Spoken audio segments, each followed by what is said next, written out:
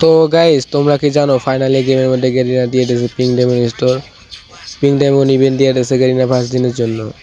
তো ইভেন্টের মধ্যে তেমন ভালো কিছু ভাই আশা করা যায় না, কারণ গেরিনা কখনোই ফ্রি ইভেন্টে ভালো কিছু দেয় না। তো ভাই যা হোক, কী দিয়েছে আমি এখনও জানি না। এখন ভাই দেখা যাক গেরিনা ফ্রি ইভেন্টের মধ্যে, মানে পিঙ্ক ডায়মন্ড ইভেন্টে কী কী দেওয়া আছে দেখা যাক। একটা ওয়ালের স্কিন দেওয়া রাখছে, মোটামুটি দেখ চলে। একটা ওয়ালের স্কিন দেওয়া রাখছে, একটা ব্যাকপ্যাকের স্কিন দিয়েছে। ব্যাকপ্যাকের স্কিনটা মোটামুটি ভালো।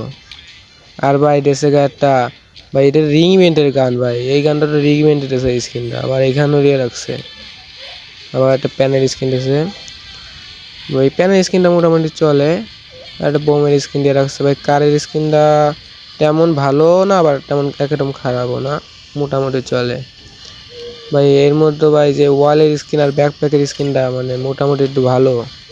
এই দুটার মধ্যে ভাই আবার ডায়মন্ড যোগ করা লাগবে, মানে পিঙ্ক ডায়মন্ড নেবেই গেরি না, আবার সাথে এমনি ডায়মন্ডও যোগ করা লাগবে কথা।